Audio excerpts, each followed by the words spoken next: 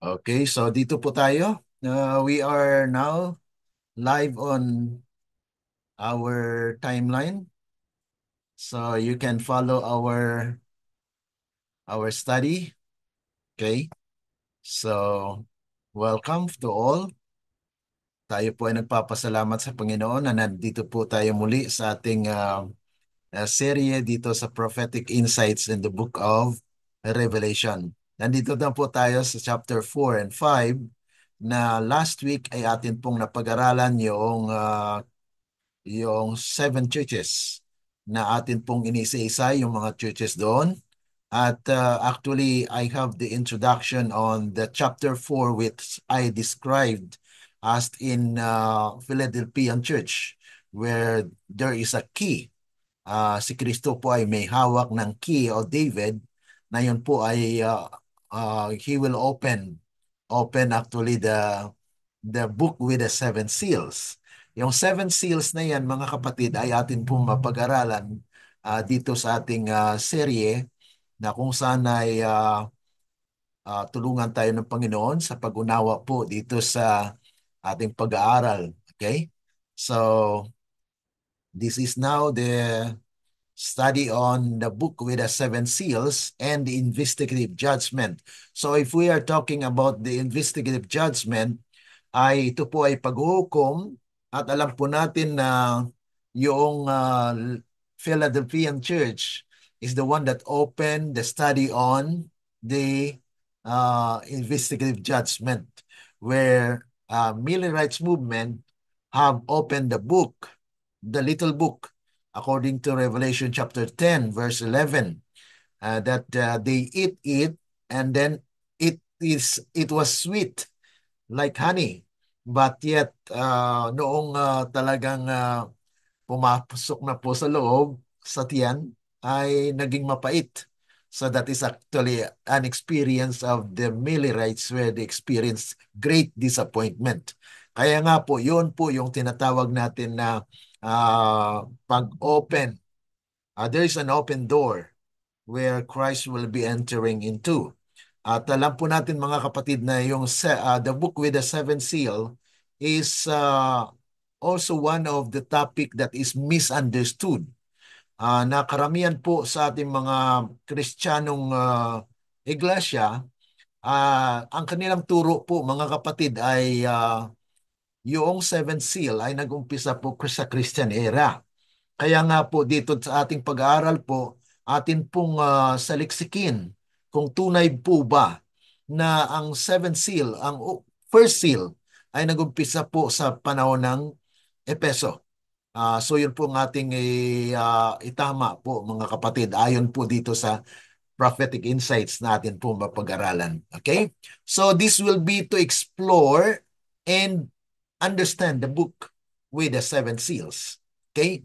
At ang prayer thought po natin, sabi po rito sa English, Jesus said, I am the way, the truth, and the life. No man cometh unto the Father but by me. John 14:6. Jesus is the truth. The centrality of God in our lives is to love the truth revealed. God will not do anything unless he reveals the secret through his servant, the prophet. Amos 3:7. The light of truth will shine through his wise and faithful servants. Matthew 24, verse 45. Who will bring a message of the truth as meet in due season. So let us present the truth as it is in Jesus. Line upon line, precept upon precept, here a little and there a little. That is actually recorded in Testimonies for the Church, Volume 9, page 240. Kaya ito po yung ating pagbulay-bulayan mga kapatid na sinasabi po ng ating Panginoong Yesus na ako ang daan, ang katotohanan at ang buhay. Walang makakalapit sa Ama kundi sa pamagitan ko. Si Jesus ang katotohanan. Ang pagkasentro ng Diyos sa ating buhay ay ang pag-ibig sa katotohanang ipinahayag. So kahit ano pong liwanag at katotohanan na inlatag sa atin mga kapatid ay ito po ay katotohanan na si Kristo ang nagkaloob nito. Hindi gagawa ang Diyos ng anumang bagay maliban na ipahayag niya muna sa kanyang mga alagad na propeta na kung saan ay yung lihim ay maihayag sa pamagitan po ng kanyang mga lingkod. Ang liwanag ng katotohanan ay magliliwanag sa pamagitan ng kanyang mga matalino at tapat na lingkod. Mayroon po siyang pinipili, ano po, na magdadala po ng mensahe bilang pagkaing kailangan sa tamang panahon. Yan na po yung meat in due season. Kaya nga po medyo malaman po siya. Okay? So ang ating pag-aaral po dito sa ating prophetic insights ay medyo malaman po siya. Kaya nga po kailangan nating saliksikin, kailangan po nating personal na magsulat ng mga Bible text at atin din pong basahin upang tayo mismo po mga kapatid ang makaunawa nito. Dahil walang iba na makatulong po sa atin sa pag-unawa sa salita ng Diyos, kundi ang Diyos Espiritu na siyang maghayag sa katotohanan. Okay? So tayo po muna ay manandali ang manalangin na kung sana'y maari lamang na magkaroon tayo ng tunay at talagang batid natin na kulang ang ating pagkaunawa, ngunit ang Diyos po ay nagbigay sa atin ng kaunawaan sa pamagitan po ng Banal na Espiritu. Tayo po ay manalangin. Dakila at mabagin po naming Ama na nasa langit ka sa muli, kami po ay nagpapailan lang ng aming samot tiling nagpapasalamat na nandito muli ang inyong bayan o Diyos upang sariwain amin pong ah, saliksikin ang banal na kasulatan upang maunawaan po namin ang inyong nais para sa mga huling araw.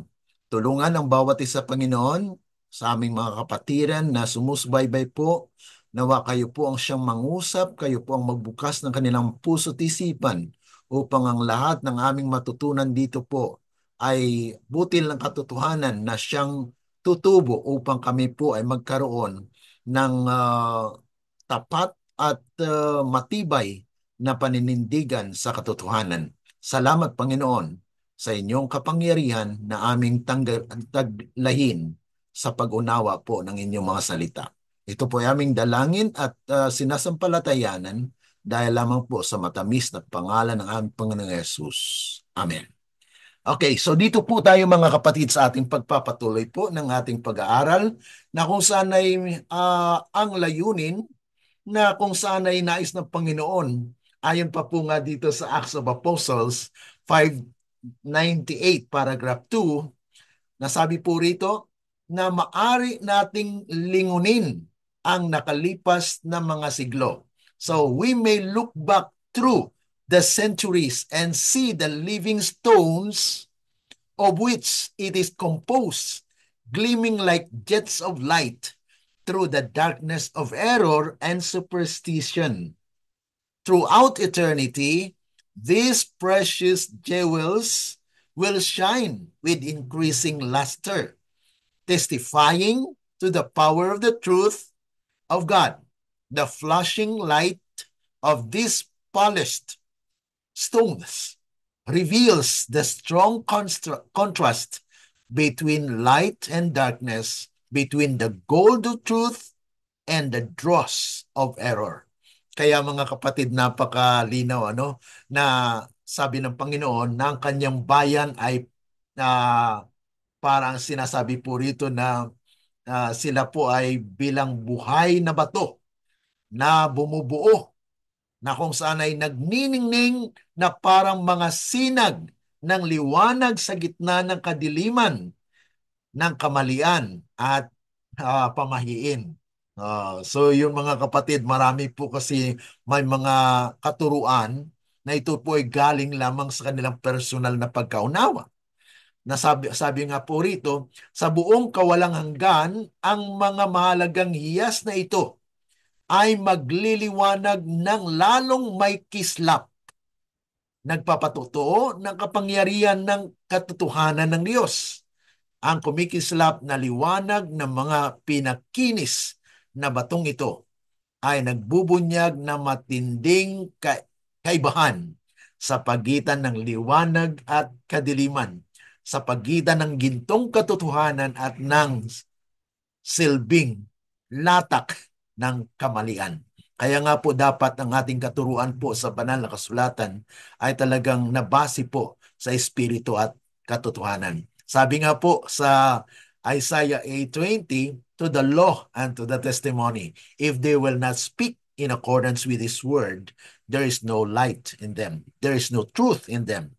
Kaya nga ating saliksikin sa banal na kasulatan, mga kapatid, na ang tunay at tamang pagkaunawa po dito sa Revelation chapter 4 and 5.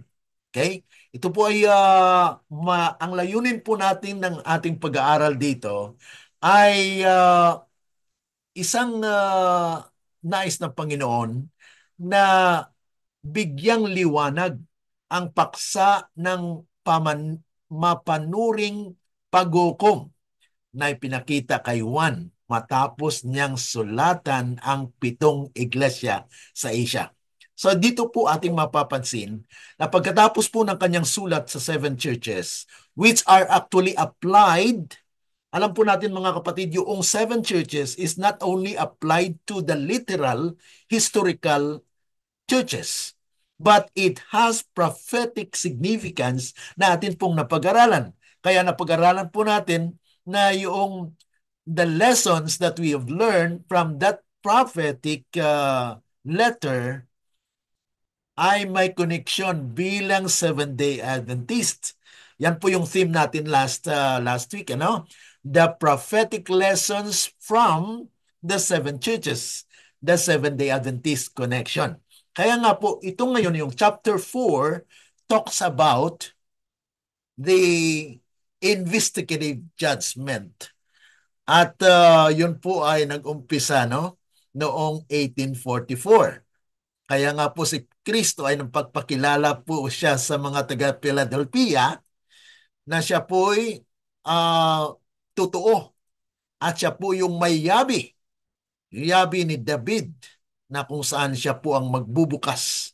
Na there is actually an opening of the 7th seal where there is an investigation. Mayroon pong investigasyon na kung saan ay sabi nga po rito sa sinulatan sa Espiritu ng Hula na mahalaga, no? Mahalaga na ng ating pagkakaisa ngayon ay may katangiang makatagal sa pagsubok. Dahil kung hindi po nasubukan ang ating pananampalataya at pag-ibig, katulad po sa yung mensahe sa mga Laodicean church, di po ba? Nasabi roon na buy of me gold tried in the fire.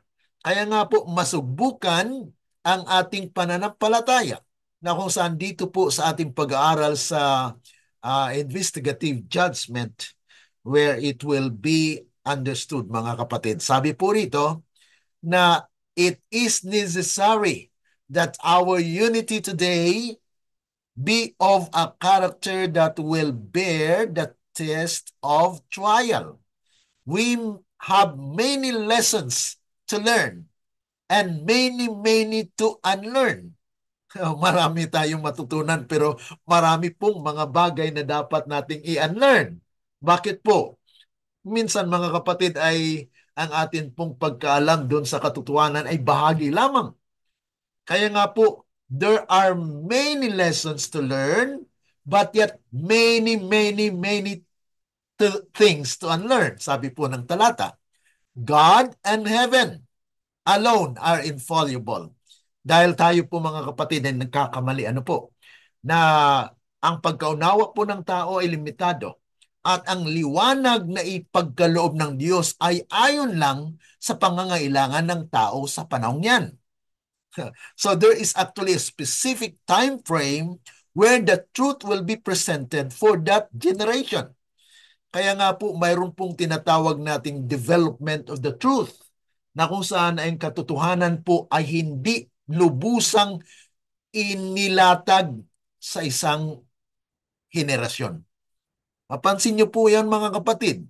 Sa panahon po ni Moses, di po ba ang kanilang katuruan ay ceremonials? Sa panahon po ni Kristo, valid pa ba yung ceremonias? No, could not be. Why? Because the fulfillment of the prophecy or the ceremonials is actually Christ. So nung dumating si Kristo, ay tapos na yung mga seremonya. Ceremonial law. Kaya yun po yung sinabi ni San Pablo na shadow. Shadow of all things that are against us. Yun po yung pinako sa cross, the ceremonials. Okay? Kaya nga po sabi rito, na those who think that they will never have to give up a cherished view. Dahil mayroon pong mga tao na ito ang katotohanan ng aking pinanghawakan bilang Seventh-day Adventist. Hindi na po nila mabitawan. Pero hindi nila sinaliksik na kung itong katotohanan ito po ba ay tumpak doon sa nais ng Panginoon na nag-improve o nag-develop ang katotohanan yan. Katulad po sa panahon ng Millerites, na ang kanilang pagkaunawa po sa Daniel chapter 8 verse 14, ang sanctuary doon ay sa lupa. Ngunit mayroon pong nagpatuloy. Kaya sabi ng Panginoon, ang sino mang maging faithful during the Philadelphian period, they will be what? They will be the pillars of the temple. Kaya sila po ay naging pioneer ng Seventh-day Adventists.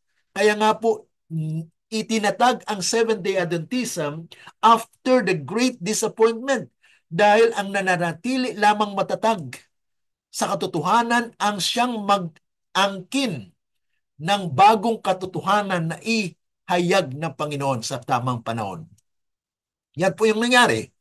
Kung ang nangyari mga kapatid ay lahat sila ay na-discourage. Hindi nagpatuloy sa pag-aaral. Hindi po natuklasan. Hindi po nagkaroon ng Laodicean Church o Seventh-day Adventist Church ngayon. Dahil after po ng great disappointment, ay nagkaroon po ng pag-aaral muli, binuksan ng Biblia at nabasa po yung Revelation chapter 10 verse 11 na kung saan yung kaulugan pala ay nandun sa Revelation. Nang sabi doon, they eat the little scroll and they eat it as honey. Matamis. Kaya ang mga Philadelphian, mga kapatid, they have that eagerness to wait. They endure patiently until the time when they will be feeling the great disappointment. But those people who continue on have seen the light and established the Seventh-day Adventist Church. Kaya nga po yun ang connection natin. Kaya sabi po rito, as long as we hold on to our own ideas and opinions will determine persistency, we cannot have the unity for which Christ prayed. Kaya mga kapatid, yung iba ay hindi talaga mag-give up dahil ang kanila pong pananampalataya ay na-confined lang, doon lang siya mga kapatid. Hindi na po siya nag-improve, hindi na po siya nag-keep pace with the truth na kung saan ay kailangan po na ang katotohanan ay atin pong sundan. Ano po? So, dito po, may isa rin pong sinabi si Ellen G. White nito, no, bilang ating pag-introduce nitong subject na ito. Nasabi po rito sa sinulatan ni Ellen G. White na kung saan ay mahalagang atin pong alamin na when a brother receives new light, ito po yung minsan ay pag may bago kang dala, ikwan ka pa, you will be accused of being an offshoot because you are bringing a new light or bringing a new doctrine a new presentation. But it says here, when a brother received new light upon the scriptures, he should frankly explain his position. And every minister should search the scriptures with a spirit of candor to see if the points presented can be substantiated by the inspired word. The servant of the Lord must not strive, but be gentle unto all men, apt to teach, patient, in meekness, instructing those that oppose themselves, if God per advent will give them repentance to the acknowledging of the truth. Kaya mga kapatid, yung pagpresenta po ng katotohanan, hindi po yung magkaroon ka ng debate or igit-gitan mo talaga na itong tama. Let the Spirit works. Kaya nga ang paggawa po ng gawain ng Panginoon, hindi po yung pilitan, ano? Na kahit alam natin yung katotohanan mga kapatid, ay wag po nating ipilit. Dahil alam po ng Panginoon na ang kaaway po ay gumagawa rin. Na kung ito po ay pinipilit sa tao, lalo po silang lalo po silang mag-reject niyan. Kaya sabi rito, the servant of the Lord must not strive, but be gentle unto all men, up to teach, patient, in meekness, instructing those that oppose themselves. Kaya mga kapatid, kailangan po natin na maging maingat po sa pagtuturo ng bago. Halimbawa, kung mayroon po tayong bagong pagtuturo, ay huwag po nating ipilit. Ano po? Okay. Now, argument, sabi nga po rito sa pagpapatuloy, po ay sabi sa gospel order, gospel workers, ano po, na kung saan ito po yung mga prinsipyo na dapat po nating alamin at talagang nais ng Panginoon natin pong maunawaan ito. Nasabi po rito na argument is good in its place, but far more can be accomplished by simple explanations of the Word of God. The lessons of Christ were illustrated so clearly that the most ignorant could readily comprehend them. Jesus did not use long and difficult words in his discourses. He used plain language adapted to the minds of the common people. He went no farther into the subject. He was expounding that they were able to follow him. Kaya ito pala mga kapatid ang prinsipyo na dapat ay maiksi lang minsan ay nakuan tayo na intangle tayo sa pagbigay ng tudo bigay ng marami. So yan po ay minsan ay tayo ay biktima din po niyan na kung saan ay gusto nating i-prove yung isang bagay pero hindi po pala yung katulad kay Kristo na siya po ay simple lang na nagpapahayag po ng katotohanan. Kaya maganda ang pangangatwiran sa tamang pagkakataon. Ngunit mas marami ang maaring magawa sa pamagitan ng payak na pagpapaliwanag sa salita ng Diyos. Yan po ang sinasabi ng talata. Ano po? Ang mga aral ni Kristo ay pinaliwanag ng malinaw upang maunawaan ng pinakakaraniwan na tao.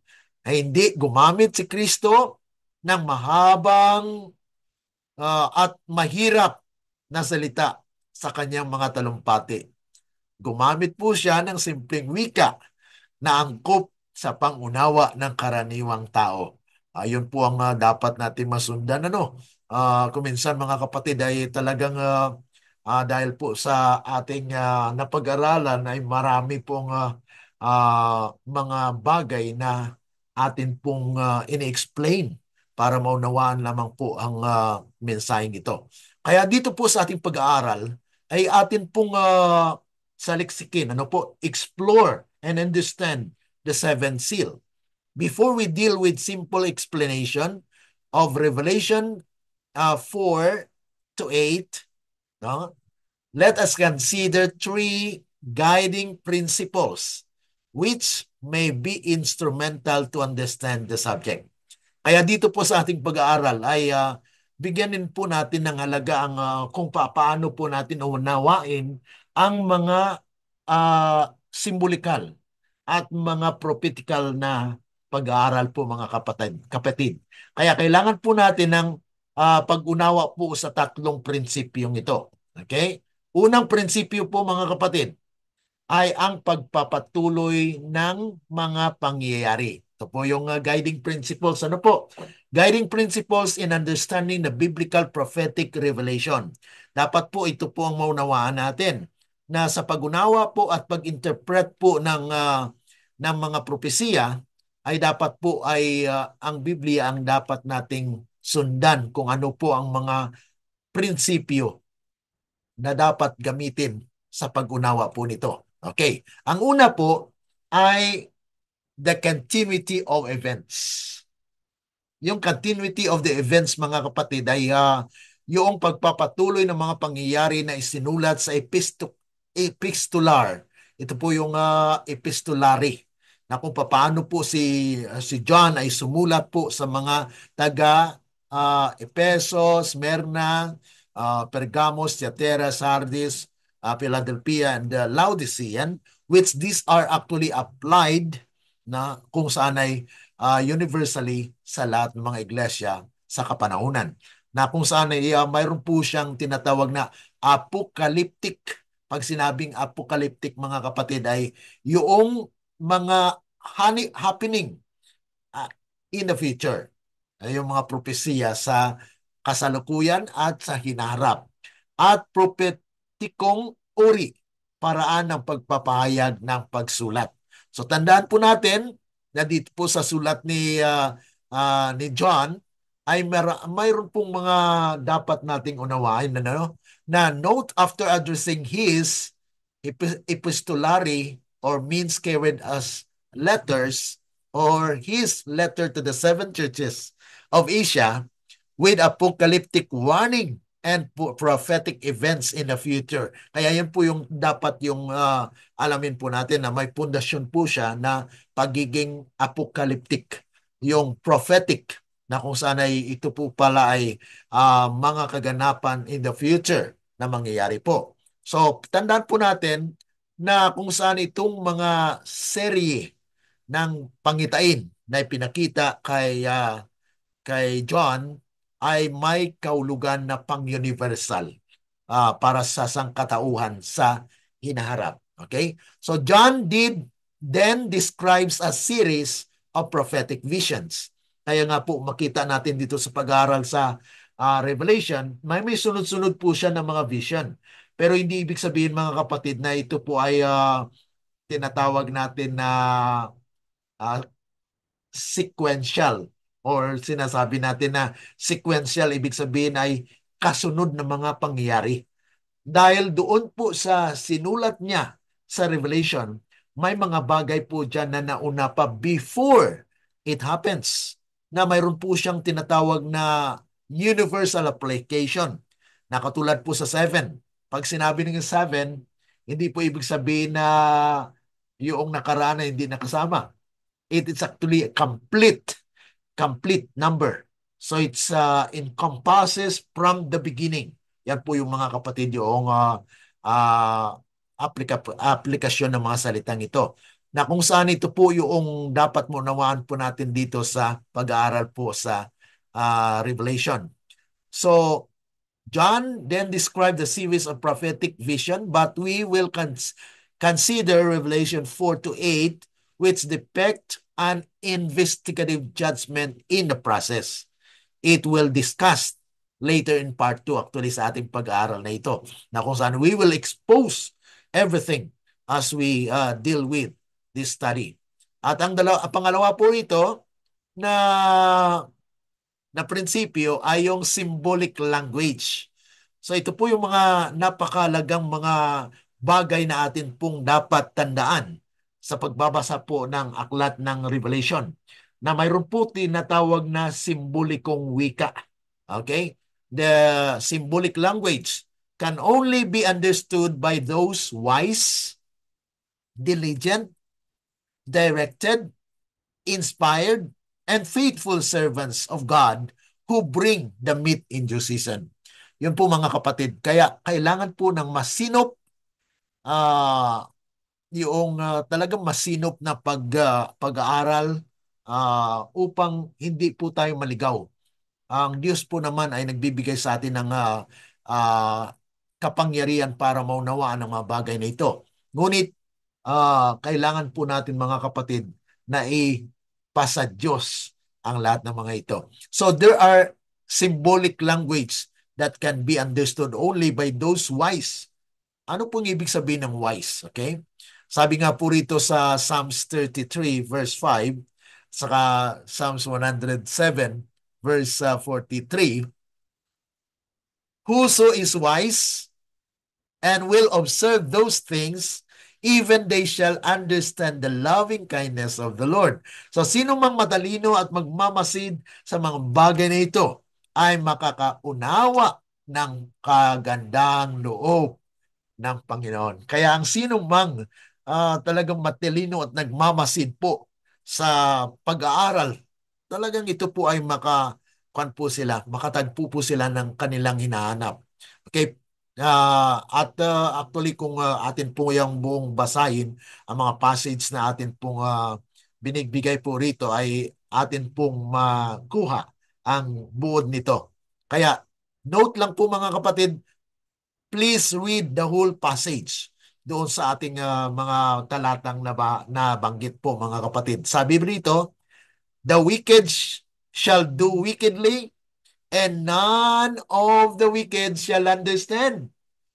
But the wise shall understand. Kaya nga po, mayroon pong tinatawag na pagkakaiba sa mga taong wise at yung mga foolish. May mga tao po, mga kapatid, na they don't believe in the spiritual things. They just believe on the intellectual capacity that they have, na kung saan ito lang po ang kanilang limitasyon, na yan lang po ang kanilang pinaniwalaan. Kaya nga po, ang sinasabi po ng talata dito, especially dito sa Daniel chapter 12 verse 4, na ang masama ay gagawa ng kasamaan. At ang walang sinuman sa masasama ang makakaunawa. Kaya ang masama talaga ay wala po talagang pagkaunawa yan sa salita ng Diyos. Kaya dalawang klase po ang tao, ano? Yung gumagawa ng mabuti, na ang Panginoon po ay umaakay sa kanila sa paggawa ng kabutihan. Dahil ang kabutihan po ng tao sa kanyang ganang sarili ay wala. Yan pa rin po ay nasa sa tao, na kung saan ay siya po ay iniluwal dito sa sanglibutang ito na mayroong likas na makasalanan. Ngunit mga kapatid, ay sabi pang rito na kung saan ay dapat basahin po natin ito. If the gifts were necessary to preserve the unity of the primitive church, how much more so to restore unity now? And that it is the purpose of God to restore the unity of the church in the last days. Kaya nanais ng Panginoon, mga kapatid, na ibalik ang pagkaisa, no? Yung unity of believers. Kaya nga po, ang sino mang nag-aaral ng salita ng Diyos ay magkaunawaan. You know? Maliban lamang ng mga kapatid yung talagang nag-oppose ka sa katotohanan na po. Sabi rito, we are assured that the watchmen shall see eye to eye. Yung mga talagang taong nagmamasid, na tumitingin, nag-aaral. Sabi nga po rito, at malinaw na ipinakita ng mga hula na ito na ang layunin ay magkaroon ng pagkakaisa, na tinitiyak sa atin na ang mga bantay ay makakakita ng parehong pangitain upang muling dinala ng Panginoon ang Zion. Sabi rito mga kapatid, na kung saan ay sabi rito that it is the purpose of God to restore the unity of the church in the last days. Watchmen shall see eye to eye. when the Lord shall bring again Zion. Zion, mga kapatid, is actually a government of God. Na kaya nga po mapapansin niyo sa Revelation chapter 14 that the Lamb will stand on Mount Zion. That is already the government of God. That he will have the 144,000, which they are actually the one that follows the Lamb whithersoever he goeth.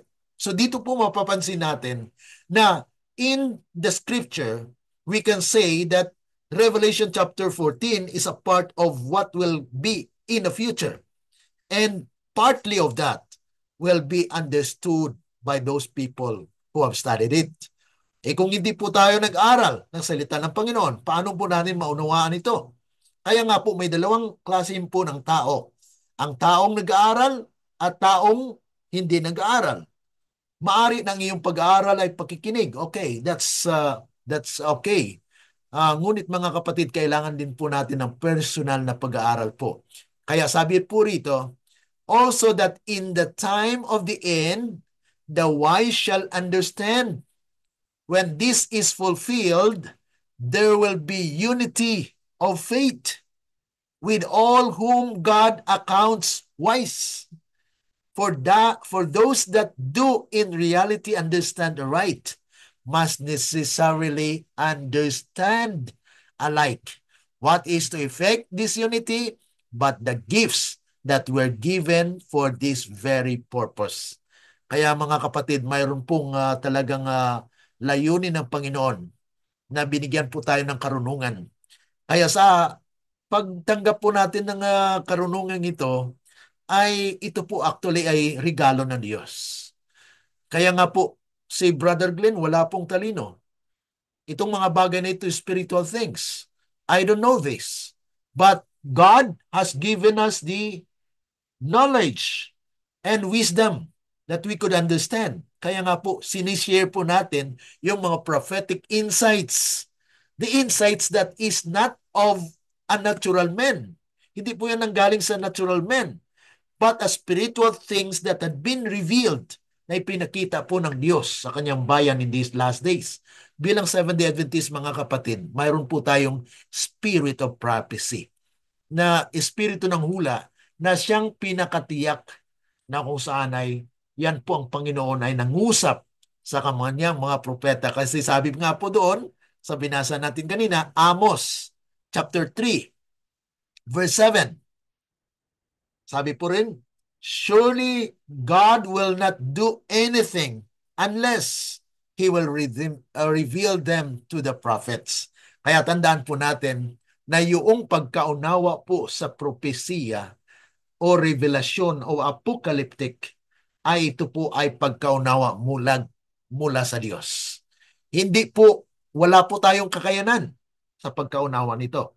Yes, mayroon po tayong intellectual knowledge, but yet it is limited because we are dealing with the spiritual realms. Okay? Yung katotohanan o reality ng spiritualidad na kung saan ito lamang ay maunawaan sa pamagitan po ng Espiritu. Sabi nga po rito sa Hosea chapter 14 verse 9, who is wise? Sino po bang marunong? At sino po at siya'y makaunawa ng mga bagay na ito? Sino ang matalino? At siya'y makaalam nito, sapagkat ang mga daan ng Panginoon ay matuwid at ang mga matuwid ay lalakad doon. Ngunit ang mga lumalabag ay mabubuwal doon. Yan sabi po ng talata, Sabi rito, who is wise? And he shall understand these things. Alam niyo po mga kapatid ang pagkakaiba ng knowledge and wisdom. Knowledge is just mere information. But wisdom or wise is an applied knowledge. Alam mo yung katotohanan, ina-apply mo. That is wise. Pero kung alam mo yung katotohanan at hindi ginagawa, then you are fool. Yan po yung mangmang. No? Alam niya na masama, ginagawa niya pa. Oh.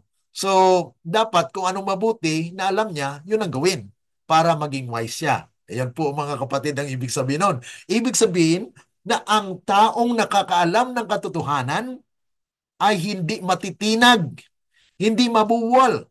Ngunit ang taong alam niya ang isang bagay, ngunit lumabag siya doon, yan po yung transgressor. Okay? Sabi rito, and the just shall walk in them. Ang matuwid ay lalakad doon. But the transgressors shall fall therein. Kaya ang mga labagiro, ang lumalabag, ayon po ay mapapahamak. Mabubuwal po talaga. Yan po yung sabi sa Hosea chapter 14 verse 9. Ano? Okay. Ang pangalawa po na sa pagiging maunawain at talagang malaman ng katotohanan ay yung diligent. Yung diligent, mga kapatid, ay ito po ay mas sigasig. Oh. Lahat po ay kinakailangan na masigasig tayo. Ano po?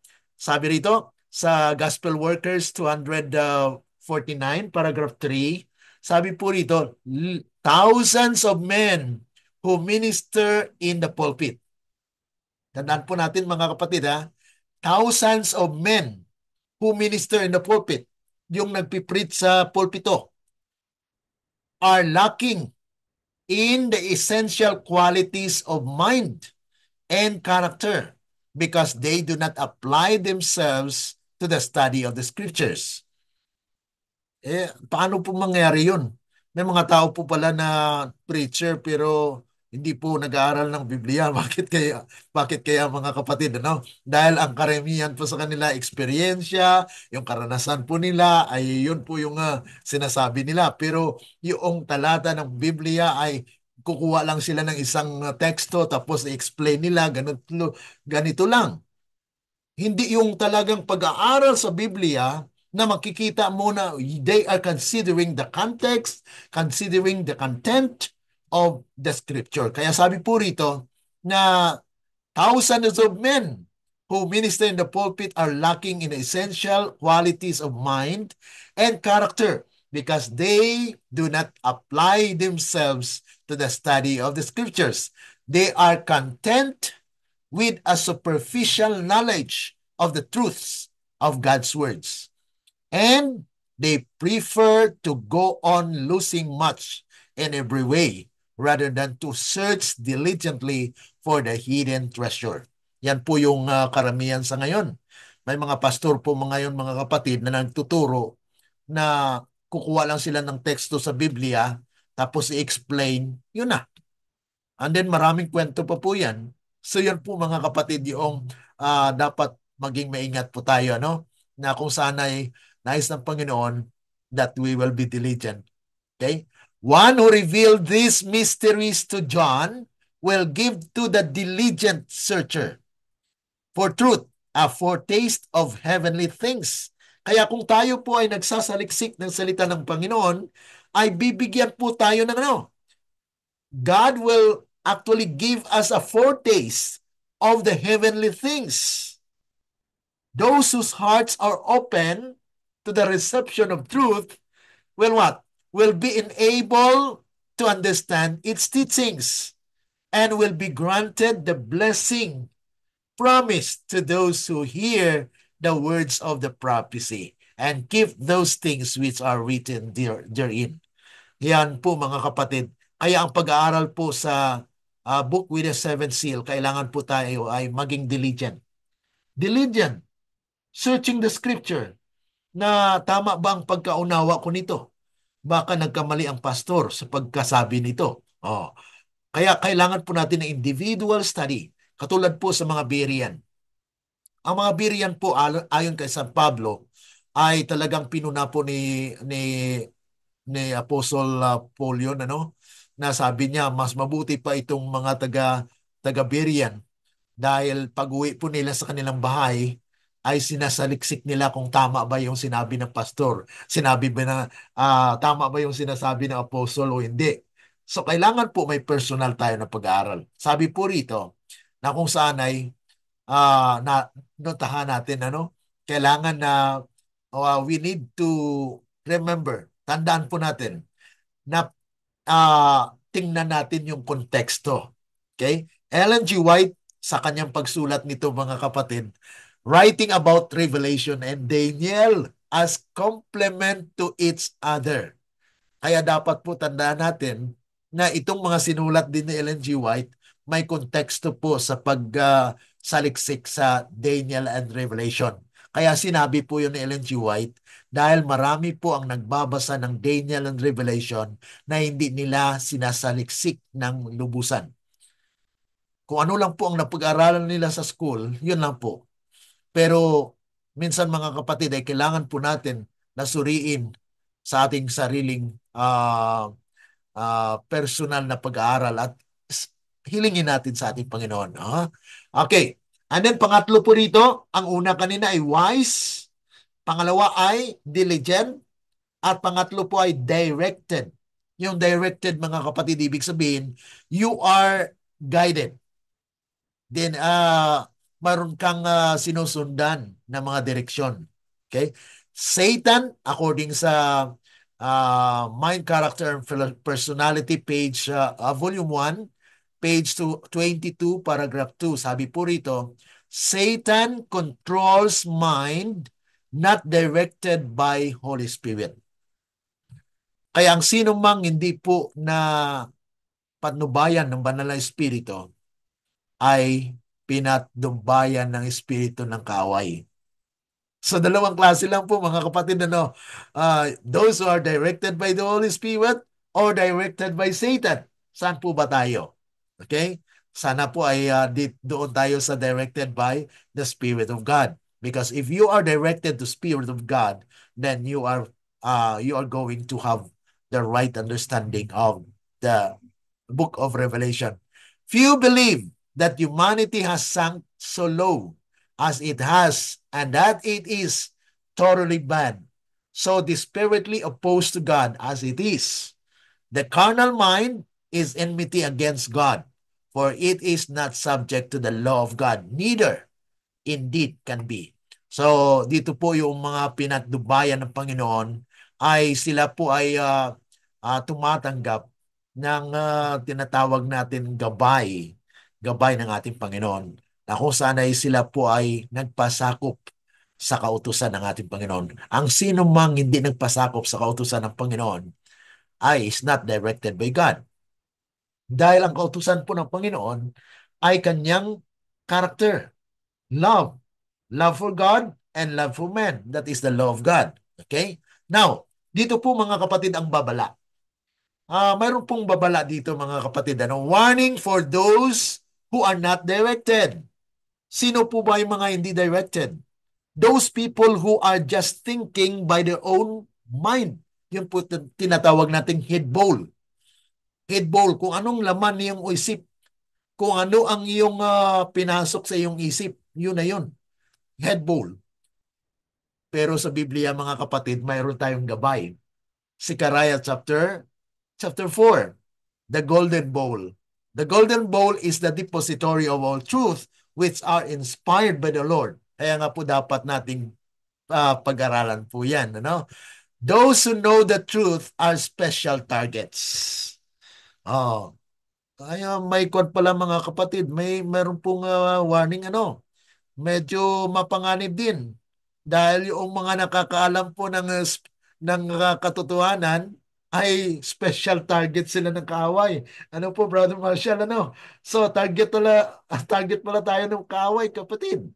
Kaya dapat ay talagang masinop at saka maingat, na i-target tayo ng kaaway, dahil kung ang atin pong napag-aralan ay ganito, and then ang buhay po natin ay salungat sa tinuturo ng ating napakinggan, then we are already out of the way.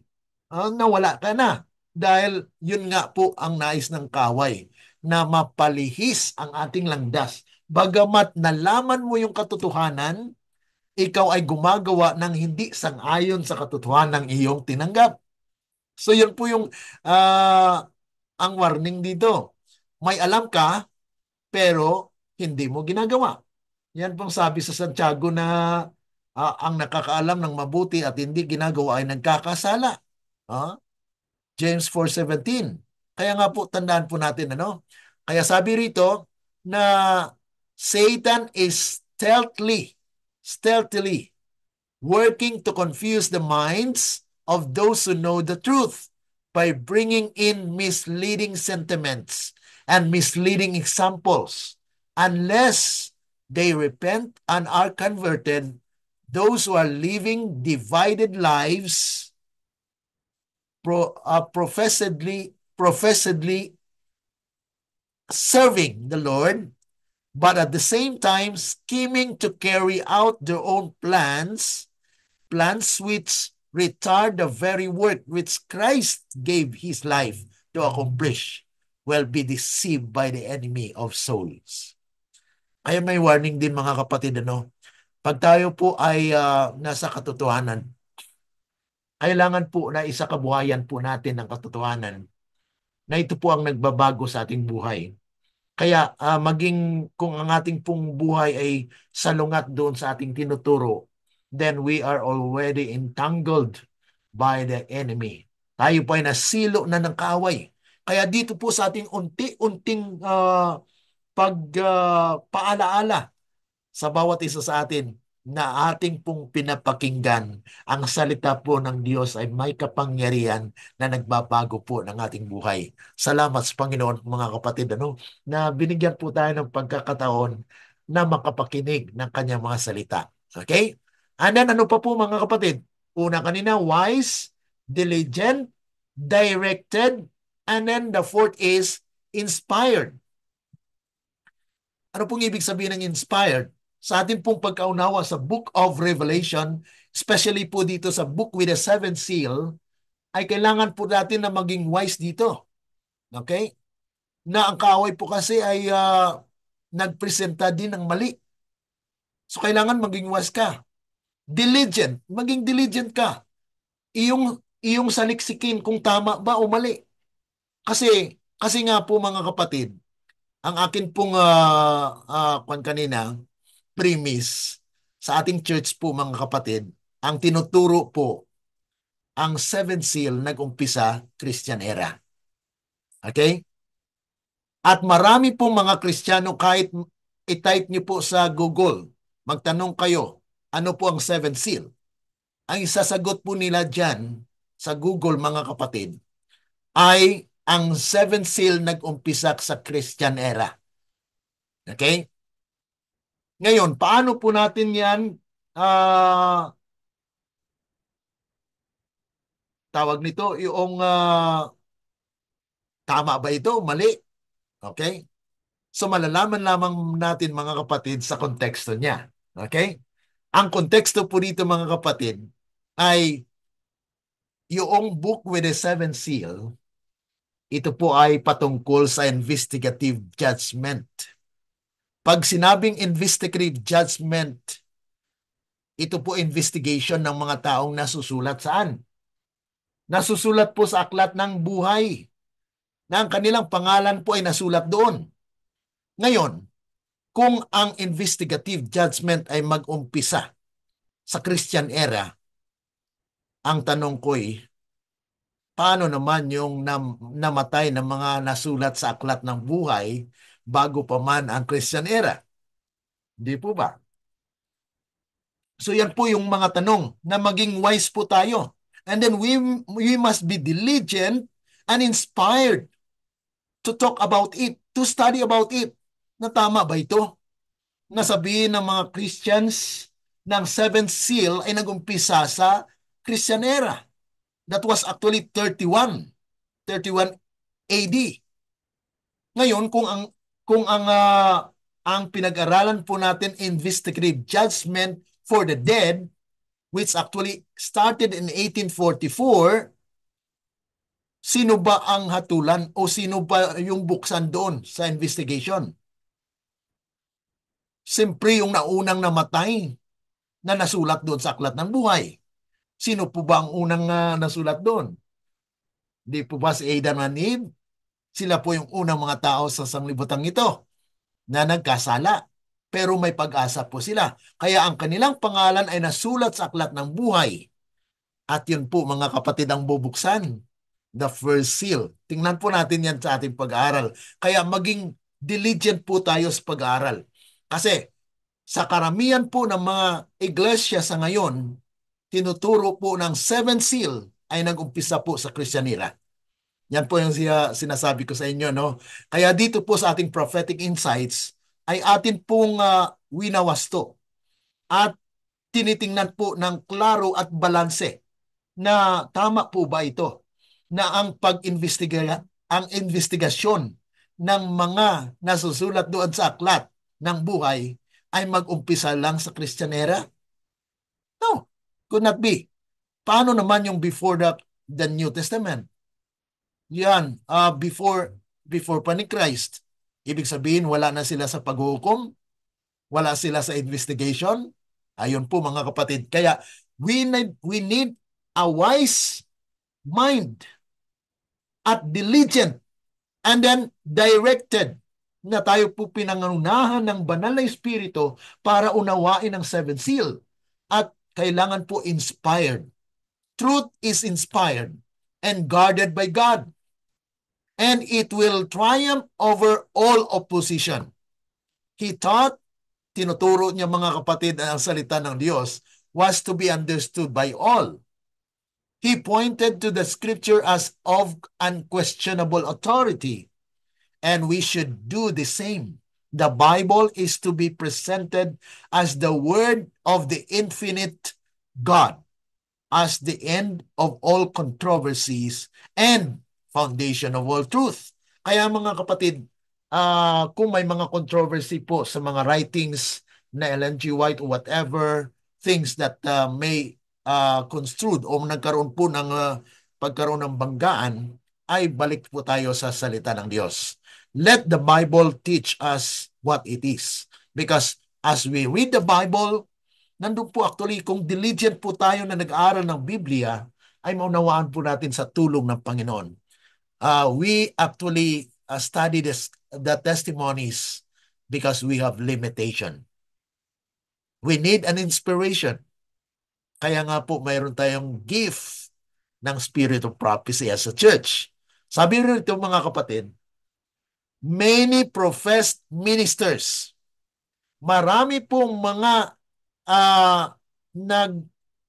nagpapahayag o sila po ay tinatawag nito na ay naakala nilang mga ministro. Sila ay nag-aakalang mga ministro ng Ebanghelyo.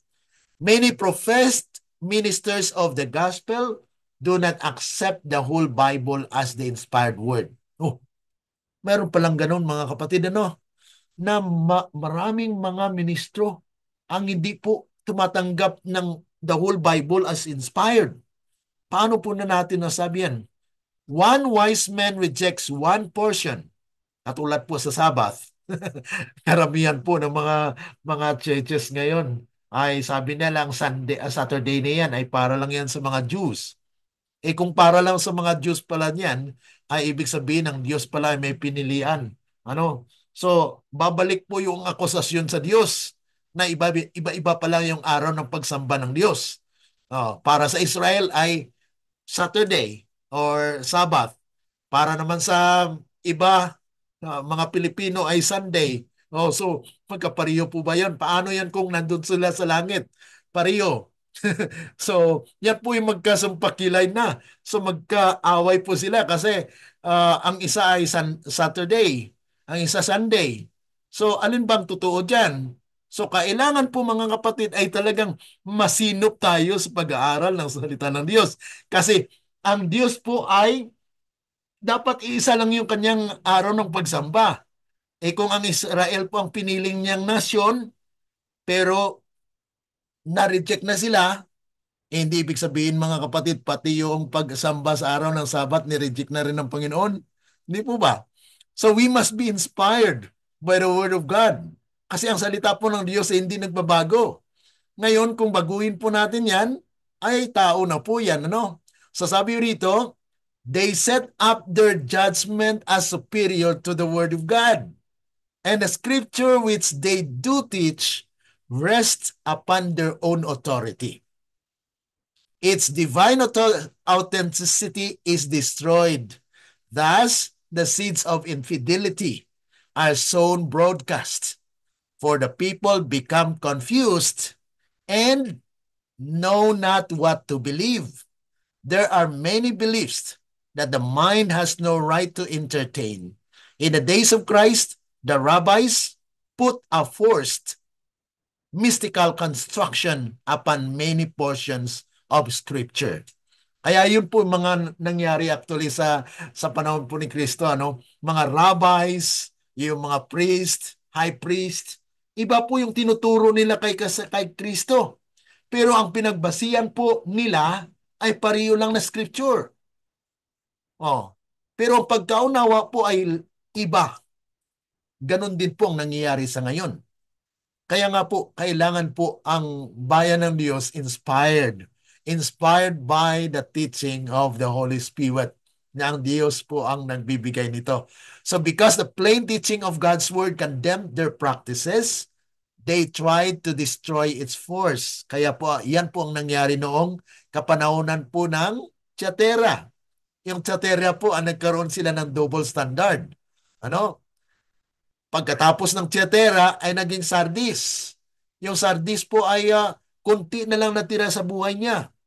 Buhay siya pero patay na. Yan po yung Sardis. Ano? Kaya nga po, nagkaroon po ng restoration, reformation, at yun po mga kapatid, inihayag po ng Philadelphia. Kaya nga po binigyan na may key, nagpakilalang Panginoon na Jesus as the key of David, na itatayo niyo po ang kanyang kaharian in these last days. Sabi rito, the Word of God is made to appear mysterious and obscure in order to excuse transgression of His law. Kita niyo mga kapatid? Yan po yung dangerous, na napakapanganib na silo or mga pakana ni Satan. Nasabihin na ang Biblia, katulad sa mga kapatid, sa Revelation, sabi nila, mysterious naman yan, hindi ko maunawaan yan. Hindi ko maunawaan yung Revelation because they are not inspired. They don't have the gift of inspiration na kung sana ito buhay binigay sa tunay na iglesia ng Diyos. No? To the law and to the testimony. If they will not speak according to this word, there is no light in them. Kaya ang liwanag po ay na-confine lamang sa isang iglesia ng Diyos na mayroon po ng espiritu ng hula. Okay?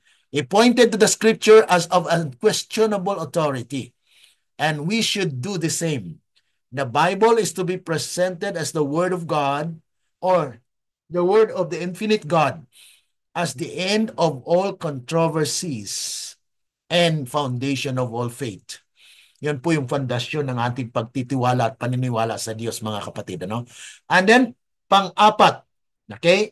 Balikan po natin. Una, wise. Pangalawa, diligent. Pangatlo, directed. Pang-apat, inspired. Dapat makatanggap po tayo ng inspiration from the Lord. And then panglima po mga kapatid, faithful. Okay, there must be faithfulness. God's promises to strengthen memory of His servants. Pag nag-aaral po tayo ng salita ng Panginoon, minsan mga kapatid ay hindi mo mawari na memorize mo yon. Actually sa akin mga kapatid ay nagkaroon ako ng, sabi ko paano ko to na memorize? Paano ko naalala? Na siyempre na tumatanda ka na, hindi katulad ng noon sa college mo ay talagang yung memory mo is very sharp. Pero ngayon mga kapatid, I can still remember all those things because God promises to strengthen memory of His servants, mga kapatid. God will strengthen our memory. The Lord will strengthen the memory of the one who is speaking in His name. He will bring to the mind the words necessary for the occasion, the portion of His word which will be meet in due season for the people. To His faithful servants, God will be tongue and utterance to convict and convert souls. The seed sown will fall into good ground and will spring up to bring forth fruit and to life eternal. Kaya napakaganda mga kapatid na kung tayo po nag-aaral, especially po dito sa book with the seven seal, ay kailangan po natin yung talagang malawak na pagkaunawa at maging faithful. Maging tapat lang po tayo sa Panginoon. The Lord is giving me, sabi nga po rito, the most precious presentations of what He desires to do for those who will to do the will of God. Who then is a faithful and wise servant, whom his Lord had made ruler over his household. Sino po ba ang bigyan ng Panginoon ng karapatan na magdadala po ng mensahe para po sa bayan niya? Yung mga tapat lamang. Yung mga tapat na naglilingkod po sa Kanya ay mabigyan po ng maliwanag na pagkaunawa sa Biblia. Kaya nga po, kung nais po tayo na maglingkod sa ating Panginoon, pangako po yan ng Panginoon, na once we serve God, our memory will be sharpened, mga kapatid. No?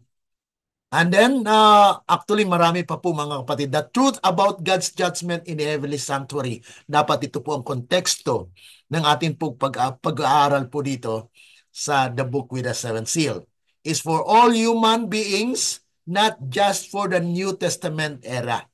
Kaya atin pong tinutuwid yung katuruan na ang book with the seven seal, ang seven seal daw po ay nag-umpisa lang sa Christian era.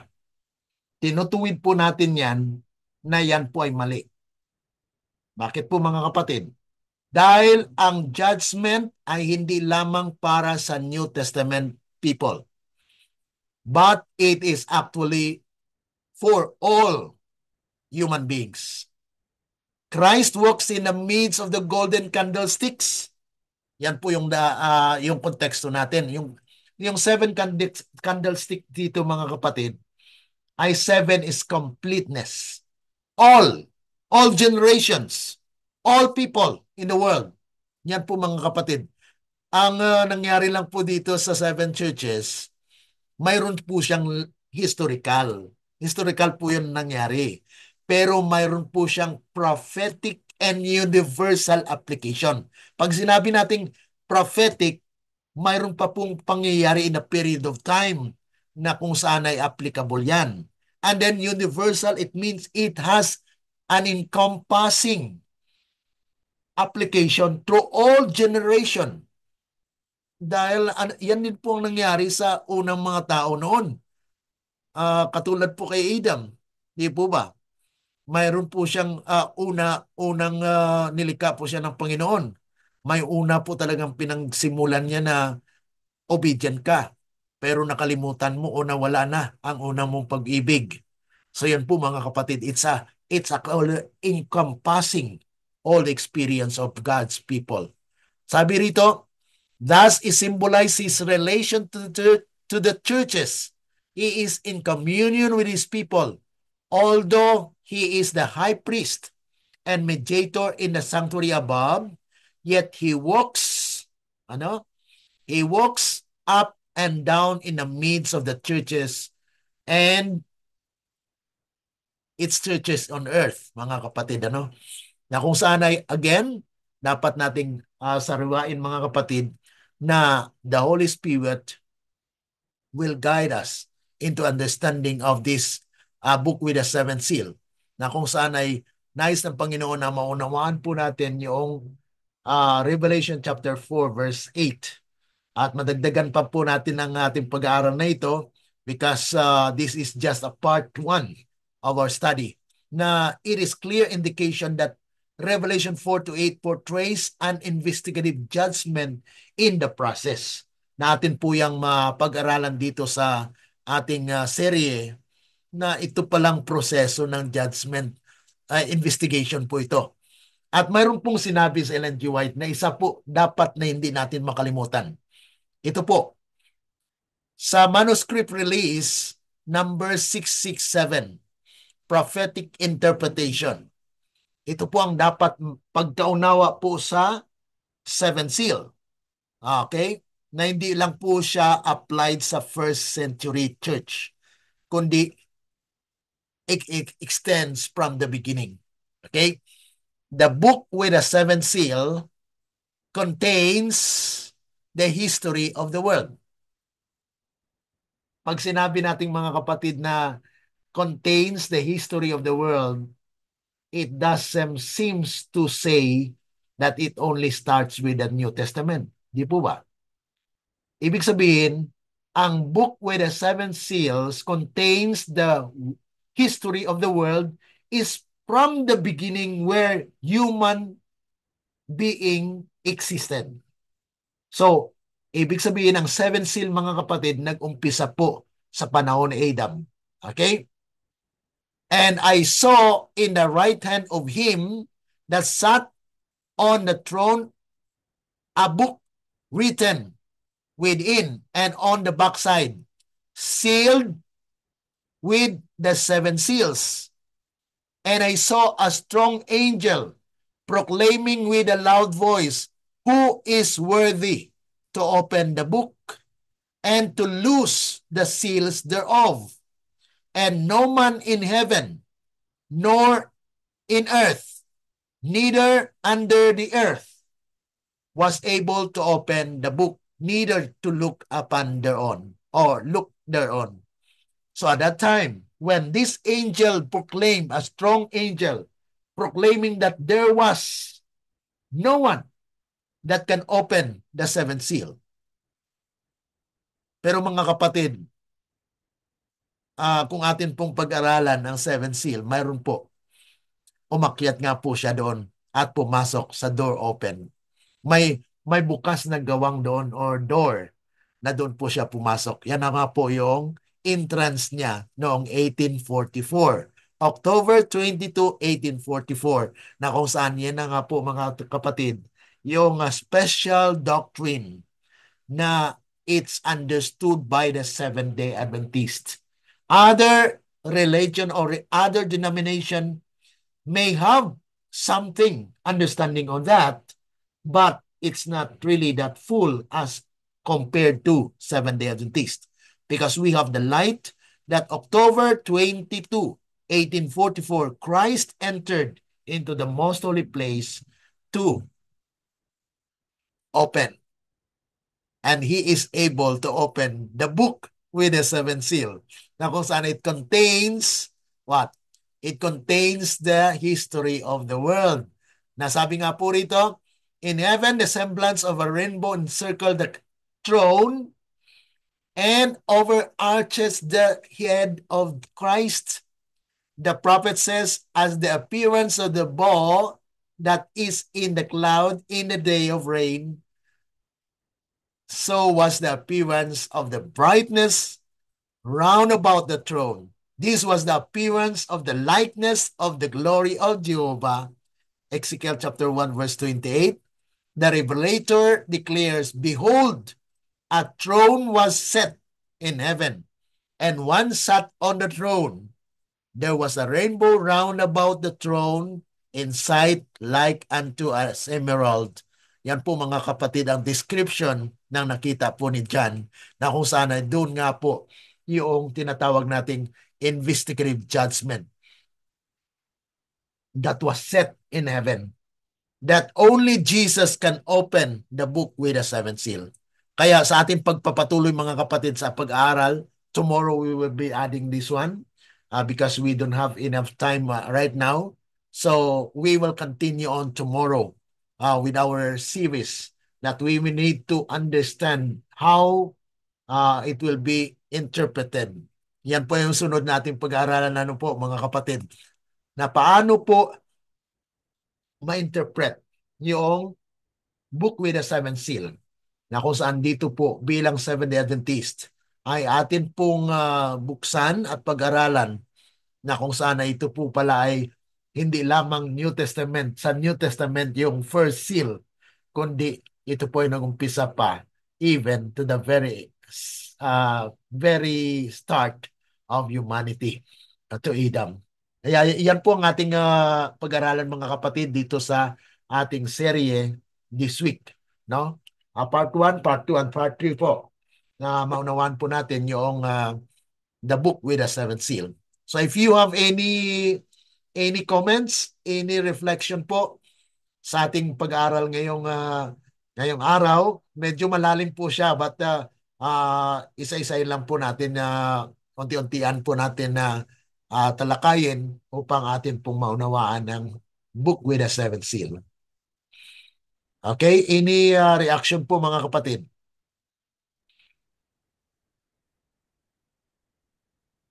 Magandang hapon po sa Gandang hapon, yes po. yun pong pag-aaral na itinuturo ninyo ay yun pong dating kaalaman Apo. ay napakaiba po sa ngayon. Mhm. Talaga pong inaayos ng Lord yung insight, yung pananaw Opo. ng bawat nakakarinig. Kaya ang ang kabuuan po na ipinauunawa ng Lord ay ang daming kasalanan na nagtuturo Mhm. dahil wala po sa Golden Bowl Mhm. na sa Zechariah chapter 4. Kaya tama, yun pong sabi niyo kanina, ang ang wise talaga ay si Lord Jesus. Opo. Tayo po yung walang alam. Pero Mhm. salamat po na binibigyan niya ng karunungan, kaalaman at kaunawaan sa kapangyarihan ng Espiritu Santo. Yung talagang masigasig mag-aral Mhm. at yung ang kanyang puso ay directed to our God, hindi po sa sariling pananaw.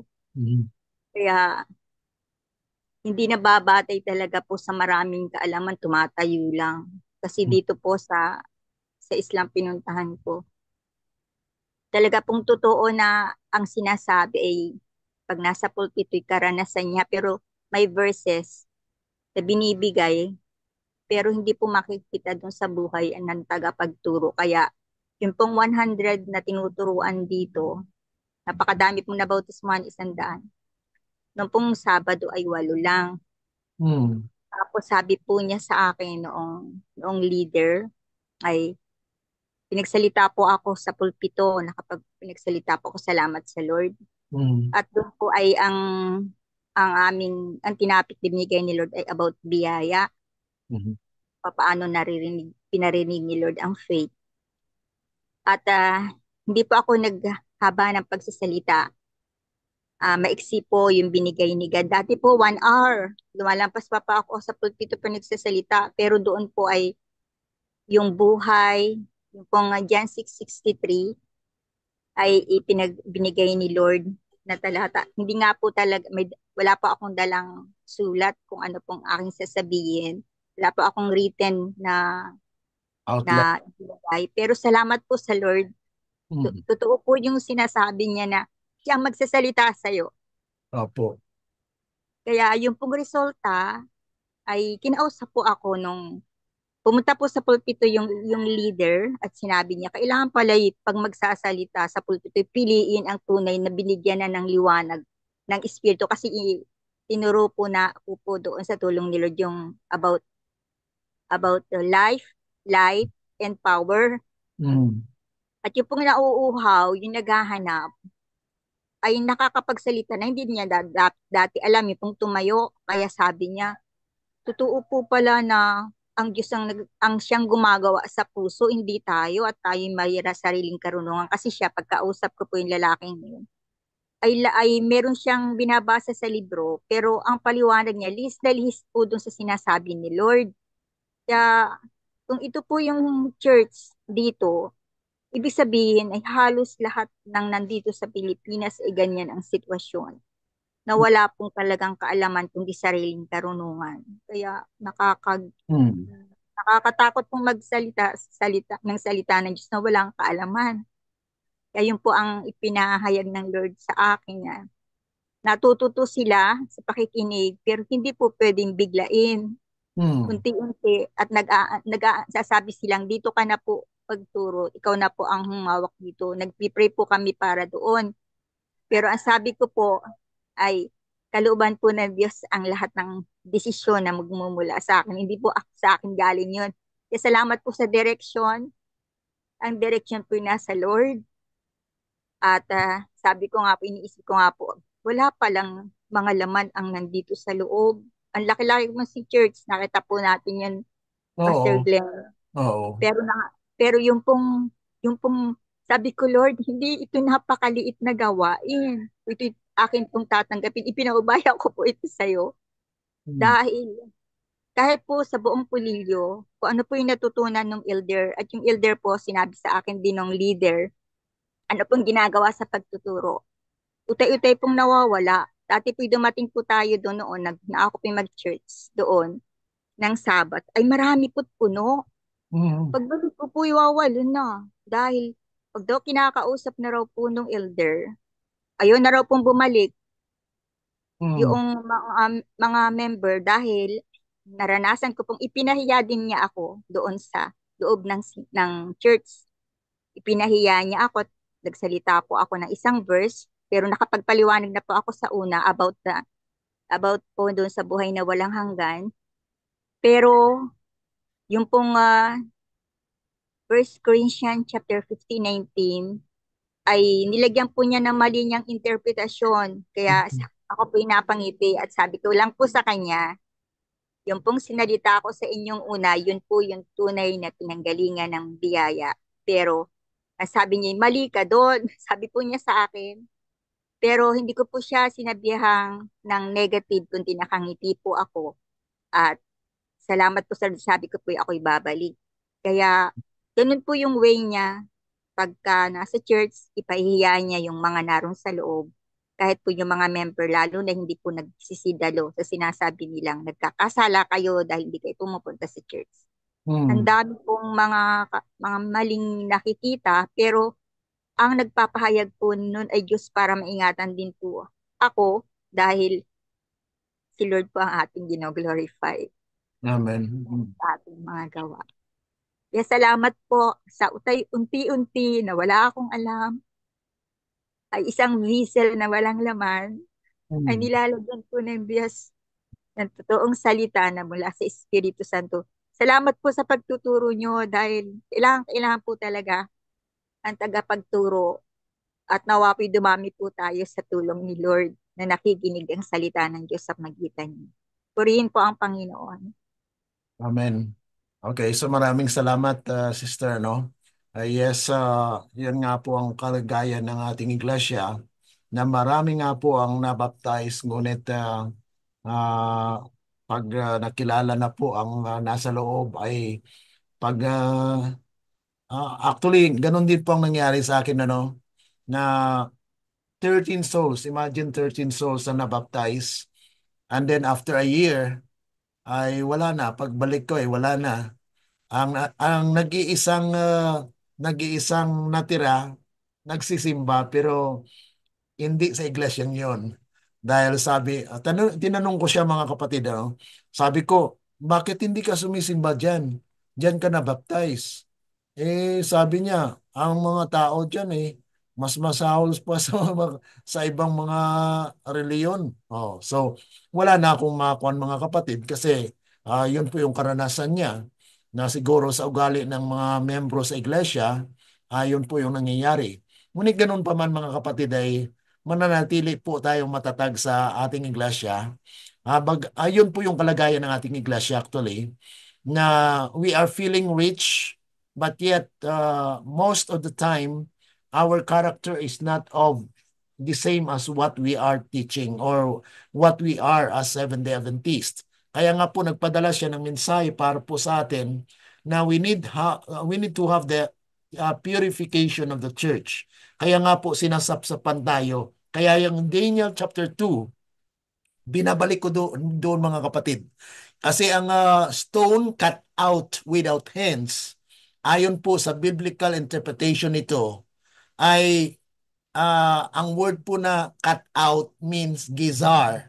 Gizar, means sabihin, ay sinapsapan or quarry. So, sa ating pagkaunawa po sa Daniel chapter 2 as Seventh-day Adventist, most of our pastor teaches, and even sa mga nakaraan, mga kapatid, it is a second coming. Sa akin din, yun din ang gamit ko mga kapatid, ano? Because I have been having crusades for many times in the Philippines, and I teach that the Daniel 2, the stone there is second coming, or Jesus Christ second coming. But I survey and I study it diligently. Pray to the Lord na Panginoon, tama ba to? Na yung stone ay second coming, na in your second coming, I know that you will come in the clouds of heaven, not to land on earth. Pero yung stone sa Daniel 2, it smote the image and became a great mountain and filled the whole earth. So it doesn't fit with the scripture. So yun po yung aking na na sabi sa Panginoon, Panginoon, please lead your people. At yun na nga po mga kapatid, natagpuan ko na mayroon lang pong binago. 1944. 1944, our book that was written by Uriah Smith, sa original niyang writing, three edition po yun, nabuhay pa si Uriah Smith. Nabasa ko doon po doon mga kapatid na stone is Christ Kingdom. Pero 1944 ay binago po yon na hindi na po siya, it's still, they say it is Christ Kingdom, pero they focus on the second coming of Christ. Pero yung Christ Kingdom, mga kapatid, iba sa second coming of Christ. Why? Because kingdom is actually composed of three elements: the king, the subjects, and territory. Saan po yung territory? On earth. Sinong subject? Testimonies to Ministers, page 422. Who are the subjects of the kingdom of God? Those who follow the Lamb whithersoever he goeth. Yan po yung core of the kingdom, which is the 144,000. Yan po mga kapatid, medyo malalim po siya, but we will continue to study on Revelation, especially when we go to Revelation chapter 7. That is a part of the sixth seal. Sa sixth seal po mga kapatid, pag-aralan po natin yung 144,000, okay? Because the seventh seal is actually from chapter 4 to chapter 8. Kaya kasama po yung chapter 7 which talks about the 144,000. Kaya kwan po yan.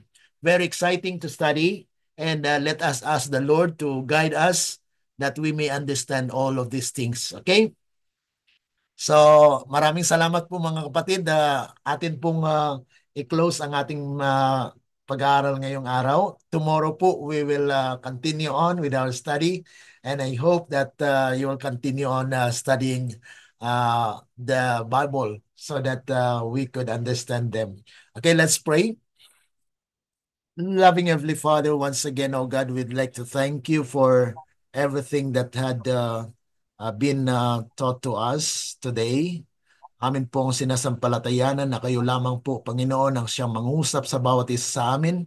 Dahil sa aming sarili, Panginoon, ay wala po kaming kakayanan sa pag-unawa po ng mga kasulatan. Kaya nga po aming binabalik sa inyong papurit pasasalamat na kayo lamang ang siyang Panginoon na mangusap sa amin upang maunawaan po namin ang inyong mga salita. Pagpalain po ninyo ang aming mga kapatid sa online, yung mga nagfa-follow po nito. Pagpalain po at patuloy na kasiyan po kami ng inyong banal na espiritu na siyang mag-guide sa amin. Ito po ay aming sinasampalatayanan na mangyari at aming tinatanggap dahil lamang po sa matamis na pangalan ng aming Panginoong Yesus. Amen. Let the words of our mouth and the meditations of our hearts be acceptable unto thine sight, O Lord, our strength and our Redeemer. Amen. Amen po, mga kapatid. God bless. Okay. God So, bless. maraming salamat po God mga kapatid bless. sa inyong pagsubaybay, at God bless po Salamat. sa lahat. Bye-bye. Okay? Bye-bye. Bye po. Okay. Okay.